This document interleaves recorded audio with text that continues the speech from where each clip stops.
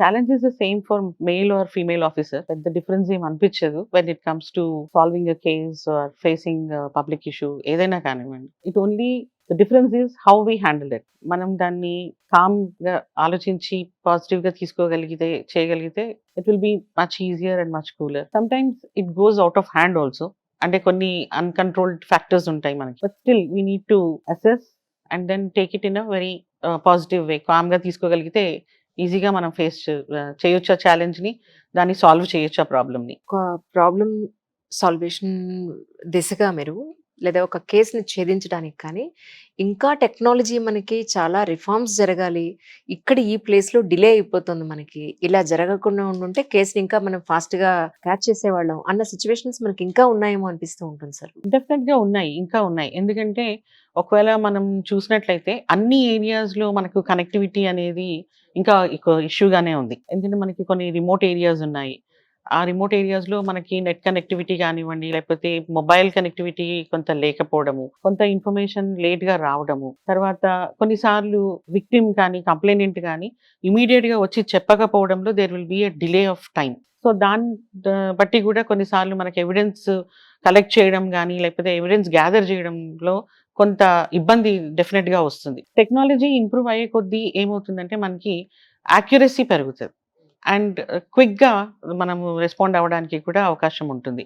Suppose మనము అదే అంటే కన్వెన్షనల్ క్రైమ్ అయినా గాని కూడా ఇప్పుడు ప్రతి ఒక్కరి దగ్గర ఒక మొబైల్ ఫోన్ ఉండడము, అవును. లేకపోతే some digital trails of evidence డెఫినిట్‌గా ఉంటుంది. So that will help in solving the cases quickly and accurately also. మీరు ఎస్పెషల్లీ ఇప్పుడు ప్రస్తుతానికి 2 రకాల బాధ్యతలు నిర్వహిస్తూ ఉన్నారు. మీ రెస్పాన్సిబిలిటీస్ ఎలా ఉంటాయంటే ఏం చెప్తారు? హైదరాబాద్ సిటీ పోలీస్‌కొచ్చేసరికి నాది కంప్లీట్‌గా అడ్మినిస్ట్రేషన్ అండి. Hyderabad force is a very large force of 17,000 personal ఉన్నారు.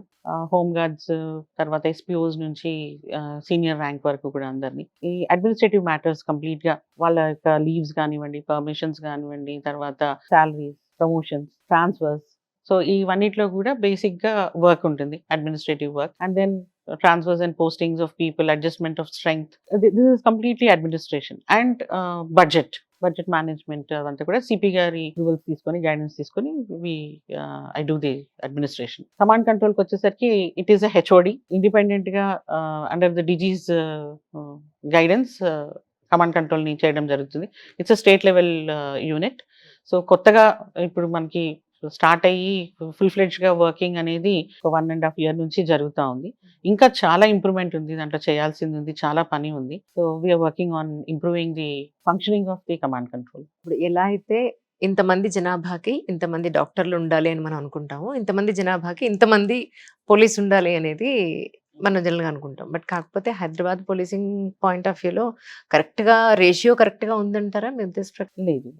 వి హావ్ షార్టేజ్ ఆఫ్ ఫోర్స్. చాలా షార్టేజ్ ఉంది. దాన్ని ఓవర్‌కమ్ చేయడానికి హైదరాబాద్ సిటీలో అన్‌లైక్ డిస్ట్రిక్ట్స్ కంటే కూడా సిటీ పోలీస్ చాలా కష్టపడతారు. ఆల్ ర్యాంక్స్‌లో కూడాను. ఎందుకంటే ఇక్కడున్న ట్రాఫిక్ పరంగా గానివ్వండి, తర్వాత నంబర్ ఆఫ్ పీపుల్ అంటే పాపులేషన్ డెన్సిటీని బట్టి, type of cases that get reported. So all this అంతా మోర్ ఓవర్ అందరూ mostly educated, elite and also access to the political leaders. So ఇవంతా ఉండి వర్క్ అనేది ప్రెషర్ చాలా ఉంటుంది ఈ సిటీలో. హైదరాబాద్ సిటీలో compare to the other police units. కానీ సిటీ మొత్తం మీద ఏ పోలీస్ ఎక్కడెక్కడ లీవ్ తీసుకుంటున్నారు లేదా ఎక్కడెక్కడ ఎంతమందికి పంపించాలి ఈ టెన్షన్‌లో సడెన్‌గా ఒక్కసారే ఒక పర్టిక్యులర్ నంబర్ గనక లీవ్ తీసుకున్నారంటే మీకు చాలా టెన్షన్ వస్తుంది అలా అయితే. అంటే మా వాళ్ళు కూడా మంచి వాళ్ళు అట్లా అడగరు. So they know there responsibility. Of course, definitely, if they are sick, there is an imminent need for them to go for leave and all. It is not denied; it is given. And at the same time, the others who are available, they work up. మాకు CP గారు ఈ man power allocation చేసేటప్పుడు కూడా we have taken into consideration 5% of casualty in each police station. ఒకవేళ వాళ్ళు sick అయ్యో, leave అయ్యో, even casual leaves పెట్టినా అని కూడా మనకి fixed duties police station routine ఏదైతే ఉంటుందో అది ఎఫెక్ట్ కాకుండా ఖచ్చితంగా వర్క్స్ అన్ని జరగాలి. పెట్రోల్స్ వెళ్ళాలి, బీట్స్ వెళ్ళాలి, తర్వాత మనకి reception, station writer duties, so tech team చేయడం, ఇవన్నీ కూడా కంటిన్యూస్గా ఏవైతే ఫిక్స్డ్ డ్యూటీస్ ఉంటాయో కోర్ట్ వర్క్ అన్నవన్నీ అవన్నీ కూడా జరగాలన్నమాట. సో ఆ స్ట్రెంగ్త్ చూసుకొని ఈ 5% క్యాజువాలిటీని కూడా యాడ్ చేసుకోవడం జరిగింది. ఇది కాకుండా పండగలప్పుడు అవన్నీ ఉన్నప్పుడు ఖచ్చితంగా అందరూ కూడా స్టాండ్ టు లో ఉండి everybody will take care of that event అన్నమాట. కానీ యాక్చువల్‌గా ఏదైనా ఒక ఇష్యూ జరిగినప్పుడు పోలీస్ స్టేషన్‌కెళ్ళి కేస్ రిజిస్టర్ చేయాలి అనంటే, ఈ రోజుకి ఆల్‌మోస్ట్ 50-70% ప్రజలకి ఎలా కేస్ రిజిస్టర్ చేయాలి అనేది ఈ రోజుకి తెలీదు. తెలీదు. అన్‌లెస్ అంటే వాళ్ళకేదైనా అనుభవం ఉండాలి. లేదంటే వెల్ ఎడ్యుకేటెడ్ అయ్యి ఉంటే తప్ప. అట్లని కాదు, వెల్ ఎడ్యుకేటెడ్ కి కూడా తెలియదు, ఒక్కొక్కసారి భయపడతారు వెళ్తారు పోలీస్ స్టేషన్కి వెళ్తే, because they do not know. అంటే రోజు ఎవరికి అందరికి పోలీస్తో అవసరం రాదు, సో దే డోంట్ నో. వెళ్ళినప్పుడు జనరల్‌గా ఏ కేసెస్, ఏ సెక్షన్స్ కింద మనం పెడితే ఏంటి అనేది కూడా జనరల్ పబ్లిక్‌కి తెలీదు. ఎస్పెషల్లీ ఈ సెక్షన్స్ గురించి మనం ఎక్స్‌ప్లెయిన్ చేసి ఎక్కడ ఎంత తొందరగా న్యాయం జరుగుతుంది లేదు అనంటే, ఈ సెక్షన్స్ కింద మనం పెట్టకపోతే ఎలా వాళ్ళు తప్పించుకుని వెళ్ళిపోగలుగుతారు అనేది ఇదంతా చెప్పాల్సిన అవసరం ఒక పోలీస్ స్టేషన్‌లో ఉన్న పోలీస్ డిపార్ట్‌మెంట్‌కి ఉందంటారా నిజంగానే లేదా? డెఫినెట్ గా వి టేక్ కేర్. ఎందుకంటే కంప్లైనెంట్ ఏదైతే బాధితుడు వచ్చి చెప్తాడో ఆ కంటెంట్స్ అన్ని మనం కంప్లైంట్ ఒకవేళ ఆయన ఓరల్ గా చెప్పినా దాన్ని we reduce it into writing, return complaint కింద పెట్టుకొని ఆ రిటర్న్ కంప్లైంట్ లో ఇంగ్రీడియంట్స్ ఏమైతే ఉన్నాయో, ఆయన చెప్పిన కంటెంట్స్ ఏమున్నాయో దాన్ని బట్టి ఆ సెక్షన్ ఆఫ్ లాని అప్లై చేయడం జరుగుతుంది. సో అక్కడ నార్మల్ గా తప్పు చేయడం అనేది ఉండదు, unless there is a mala fide intention. Suppose మిమ్మల్ని తప్పించాలి, రక్షించాలి అన్న అదైతే ఎవరికీ ఉండదు. ఆ కంప్లైనెంట్ ఇచ్చిన దాన్ని బట్టి బేస్ చేసుకొని అవతల వాడు అక్యూజ్డ్ ఎవరున్నారు, వాడు చేసిన ఇబ్బంది ఏంటి, లేకపోతే వాడు చేసిన తప్పు ఏంటి అనే దాన్ని బట్టి సెక్షన్ ఆఫ్ లా ఫ్రేమ్ చేయడం జరుగుతుంది. అండ్ లైన్ ఆఫ్ ఇన్వెస్టిగేషన్ కూడా అదే విధంగా ఉంటుంది. అంటే మనం ఆ సెక్షన్ ఆఫ్ లాని ప్రూవ్ చేయాలంటే దానికి అవసరమైన ఎవిడెన్స్ ఏముందో అది కలెక్ట్ చేయాలన్నమాట. కానీ ఎంత ఫ్రెండ్లీ పోలీసింగ్ వచ్చినా ఇంకా పోలీస్ స్టేషన్‌కి వెళ్ళాలంటే ఒకలాంటి భయమే ఉంది ప్రజల్లో. ఇందాక మీరు చెప్పినట్టు ఎంత వెల్ ఎడ్యుకేటెడ్ అయినా సరే, అమ్మ ఎందుకులే కేసులు, ఈ పోలీస్ స్టేషన్ చుట్టూ, కోర్టుల చుట్టూ, అడ్వకేట్‌ల చుట్టూ తిరగాలి, ఇంత టైం వేస్ట్ అయిపోతుంది అని. నిజానికి ఒక క్రైమ్ జరిగినా, ఒక ఏదైనా ఇష్యూ జరిగినా కూడా వెళ్ళాలి అనంటే ఎందుకు ఈ రోజుకి ఇంకా భయం ఉందంటారు మీ ఉద్దేశ ప్రకారం? అంటే స్టిల్ మనకి అది మన మైండ్స్ లో నాటుకుపోయింది. పోలీస్ అంటే నిజంగానే ఫ్రెండ్లీగా ఉంటారా అని. పోలీస్ ఫ్రెండ్లీగా ఉంటారు, కానీ దొంగలతో దుర్మార్గులతో ఫ్రెండ్లీగా ఉండం. డెఫినెట్ గా for law breaker definitely we are not friendly. So ఆ డిఫరెన్స్ అనేది మాలో కూడా తెలిసి ఉండాలి, స్టాఫ్ కి కూడా, పోలీస్ కి కూడా తెలిసి ఉండాలి. And at the same time the citizen also should know that we are friendly for an innocent, we are friendly for a law abiding citizen, and not for a law breaker, not for a person working with mala fide intention. So ఆ difference clarity అనేది మాకు, తర్వాత citizen కి ఉండాలి. రెండోది ఏంటి అంటే, police station కి వెళ్తే ఇంకా ఆ సోషల్ స్టిగ్మా అనేది సిటిజన్స్ లో ఉంది. వెళ్తే పక్కన వాళ్ళు ఏమనుకుంటారో, బంధువులు ఏమనుకుంటారో, మనల్ని సపోర్ట్ చేస్తారో లేదో, రెండోది నేను వెళ్ళి చెప్తే 10 మందిలో పల్చన అయిపోతానేమో అన్న ఆ భయంతో కూడా పోలీస్ స్టేషన్ కి రారు. రెండోది సమ్ టైమ్స్ ఒకవేళ లేడీ వెళ్ళింది అనుకోండి, విక్టిమ్, మేల్ ఆఫీసర్ దగ్గర చెప్పడానికి కూడా కొన్నిసార్లు వెనక ముందు అవుతారు, హెసిటేట్ చేస్తారు. సో అందుకే ఇప్పుడు విమెన్ ఫోర్స్ పెరిగింది కాబట్టి కొంత ఈజీగా అప్రోచ్ అవ్వడానికి, వచ్చి చెప్పడానికి కొంత పర్సంటేజ్ పెరిగింది. ఇప్పుడు మీరు క్రైమ్ రేట్ చూస్తే అంటే కంప్లైంట్స్ వస్తున్నాయి, ఫేర్ గా కేసు రిజిస్టర్ అవుతుంది కాబట్టి మనకి పర్సంటేజ్ ఆఫ్ క్రైమ్ పెరిగినట్లు కనిపిస్తుంది. ఇన్ని రోజులు చెప్పకుండా, అవును, రిపోర్టింగ్ ఇన్నాళ్ళు లేదు, ఇప్పుడు రిపోర్టింగ్ ఉంది. రిపోర్టింగ్ పెరిగింది కాబట్టి ధైర్యంగా వచ్చి చెప్పగలుగుతున్నారు ఇట్లా జరిగింది మాకు అని. సో దాన్ని బట్టి కూడా మనము అంటే ఆ ర్యాపో పెరిగింది అని అనుకోవచ్చు. రెండోది, it also depends on some times some experience in the police station. ఒకవేళ ఒకరికి ఎవరో చిరాకులో ఉండి ఏదో ఒక మాట అన్నాడు అనుకోండి, ఇంకా అదే పట్టుకుని ఇలా పోలీస్ స్టేషన్కి వెళ్తే వాళ్ళు ఇట్లా అన్నారు, ఇట్లా తిట్టారు అని వర్డ్ ఆఫ్ మౌత్ మీద కూడా బయటికి వెళ్ళిపోతుంది. సహజం కదండి, సమాజంలో మనం చేసిన మంచి కంటే చెడ్డు చాలా తొందరగా వెళ్తుంది. సో దట్ వే ఆల్సో అనుకుంటారు, కాకీలు అంటే చాలా కఠినంగా ఉంటారు. కఠినంగా ఉంటాం వృత్తి విషయంలో, కఠినంగా ఉంటాం ఎవరికైనా శిక్షించే విషయంలో, కానీ not with everybody. Correct, correct. కానీ మీరు హైదరాబాద్ వచ్చిన ఇన్నేళ్లలో మిమ్మల్ని కలవరపెట్టిన సిచ్యువేషన్ అంటే, అంటే అమ్మో క్రైమ్ ఏంటి ఇంత దారుణంగా పెరిగిపోతుంది నా పర్టికులర్ ఏదైనా ఇష్యూలో, కానీ మీరు ఎక్కువ మానసికంగా బాధపడిన సందర్భం అంటే ఏం చెప్తారండి after you came to Hyderabad? ఇక్కడ ఇప్పుడు చూస్తుంది ఏంటంటే, అంటే కన్వెన్షనల్ క్రైమ్ ఇవంతా కూడా అంతకు ముందు కూడా చూసాము. అంత percentage it only varies based on the population, that's what I told you. ఇప్పుడు బాగా కలవర పెడుతుంది ఏంటి అని అంటే ఈ సైబర్ ఫ్రాడ్స్. ఇన్నోసెంట్ పీపుల్ చాలా ఈజీగా ట్రాప్ అయిపోవడము. మొన్న ఒక అతను వచ్చి చెప్తున్నాడు, మా అబ్బాయి చాలా ఇన్నోసెంట్, అబ్బాయి he is a class topper, he is in his 12th class. అతను ఒక అక్యూజ్డ్ కింద ఒక హర్యానాలో కేసు రిజిస్టర్ అయింది అతని పైన. అయ్యో, చేసింది ఏంటి అంటే ఒక గేమ్ ఆడాడు. ఆ గేమ్లో కొంత నువ్వు విన్ అయితే ప్రైజ్ వస్తుంది, ప్రైజ్ మనీ వస్తుంది అన్నారు కదా, అట్లా అతనికి వచ్చింది మహా 1500 ఆ ప్రైజ్ మనీ అనేది. దానికి ఇతను ఒక అక్యూజ్డ్ కింద అయిపోయాడు, because that was a fraud, that was a cyber fraud, and innocently this boy got in to that. And ఆ తండ్రి ఇప్పుడు వచ్చి అడుగుతున్నాడు ఏం చేయాలి, ఇక్కడ హైదరాబాద్ పిల్లోడు, కానీ కేసు రిజిస్టర్ అయింది హర్యానాలో. Oh my god. వాళ్ళు పోలీసు వచ్చి రమ్మంటున్నారు ఫోన్ చేసి అని చెప్పి అడిగాడు అనమాట. సో వాళ్ళతో మాట్లాడండి అంటే, వాళ్ళతో అసలు యాక్చువల్గా ఏం జరిగింది అని కనుక్కుంటే, పలాని game it is a fraud madam, and this boy has got involved in that అంటున్నారు. అంటే వీడేమో ఓన్లీ ఆడాను అని చెప్తున్నాడు. He is innocent 12th class student who got into that. So అట్లాంటివి కొన్ని నిజంగా బాధ అనిపిస్తుంది. అంటే ఇన్నోసెంట్గా పిల్లలు ట్రాప్ అయిపోవడము. మోర్ ఓవర్ ఇంకొకటి డిస్టర్బింగ్ ఏంటి అంటే, we are so much into usage of the smart phones. మన పిల్లల చేతికి ఇచ్చేయడము, పిల్లలు చేస్తుంటే మనం సంబరపడ్డాము వాళ్ళు చాలా గొప్పగా చేస్తున్నారు అని. But at the same time we need to see, monitor and see how they are going and into what type of troubles and problems they are getting into అనేది. So these two are really disturbing. ఇప్పుడైతే మిగతా కేసులు అయితే కామన్గా జరుగుతున్నాయి, అవి కూడా అరికట్టాలి, ఎందుకంటే మనుషుల్లో అవగాహన పెరగాలి. దోస్ ఆర్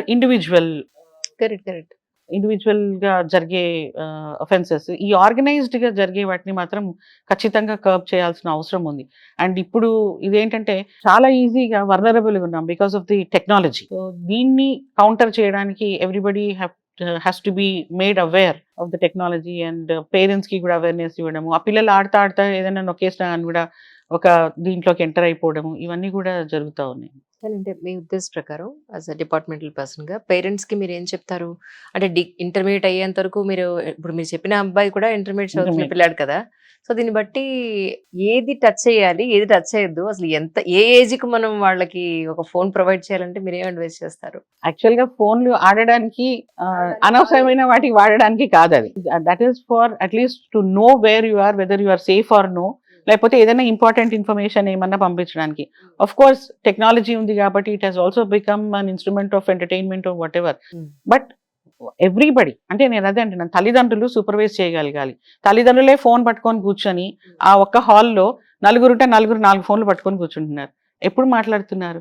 ఏది మంచి చెప్పగలుగుతున్నారు పిల్లలకి? ఇది వాడండి, ఇది వాడద్దు, ఇది చెయ్యి, ఇది చెయ్యొద్దు అని చెప్పే టైం తల్లిదండ్రులకు లేదు. ఉన్న కొంచెం టైంలో కూడా మొబైల్ ఫోన్కి వీళ్ళే కేటాయిస్తున్నారు. సో అట్లాంటప్పుడు మరి పిల్లలు ఏం నేర్చుకుంటారు? తల్లిదండ్రులను చూసి వాళ్ళు ఫోన్ పట్టుకున్నారు, వీళ్ళు ఫోన్ పట్టుకుంటున్నారు. వీళ్ళకి ఏం చూడాలో, ఏం చూడకూడదో, ఏం చేయాలో తెలియనప్పుడు ఒకరు గైడ్ చేయగలగాలి. రెండోది, ఎంత అవసరం ఉంది, whether they are really useful for your school education or for any other purpose.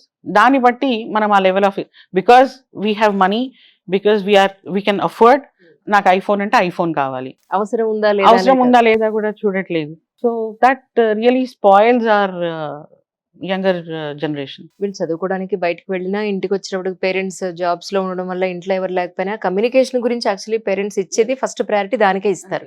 కానీ దాని గురించి స్మార్ట్ ఫోన్స్ కాకుండా మామూలు చిన్న ఫోన్స్ సరిపోతాయి. సరిపోయి ఉండేది. ఇందాక మీరు చెప్పిన దాని ప్రకారం ఆ గేమ్స్ ఏంటి ma'am? Actually any particular name on it? Actually ఏదైనా నేమ్స్ ఉన్నాయా? There are so many games అని చెప్తున్నారు. I don't know what those games are also actually.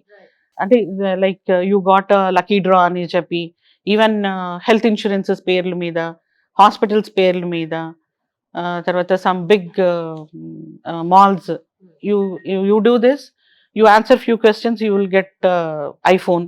అట్లా చేసుకుంటే వెళ్ళిపోయి లాస్ట్కి వచ్చేసరికి నువ్వు నీ బ్యాంక్ డీటెయిల్స్ ఇచ్చేసేయి, లేకపోతే ఇది ఇవ్వు, లేకపోతే they are entering into a different site and sudden గా చూస్తున్నప్పుడు ఫోన్ సైట్స్లోకి వెళ్ళిపోవడము. They are misleading.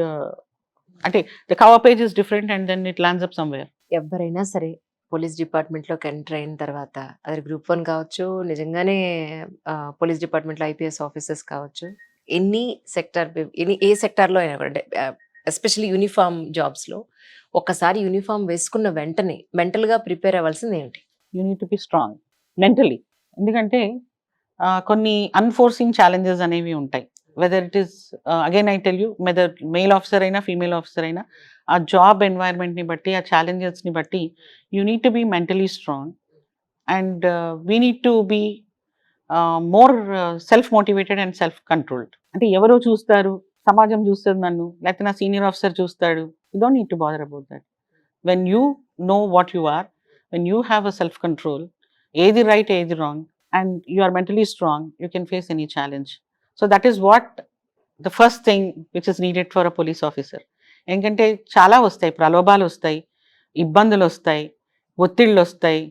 తర్వాత ఒక్కొక్కసారి అనని చెయ్యని దానికి కూడా ఇబ్బంది పడాల్సిన పరిస్థితి వస్తుంది. But we need to be strong in such situation. అలా మీరు ఎవరికి కోఆపరేట్ చేయలేదు కాబట్టి మీకు కూడా బోల్డ్ అని ట్రాన్స్ఫర్లు అయ్యాయి.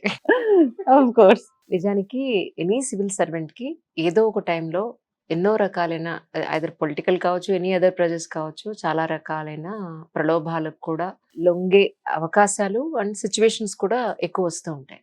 కమింగ్ సివిల్ సర్వెంట్స్‌కి ఎగ్జాక్ట్‌గా ఎలా ఉంటే వాళ్ళ కెరియర్‌కి ప్రాబ్లమ్ లేకుండా ఉంటుందని మీరు అడ్వైస్ చేస్తారు ma'am? To live according to the rule.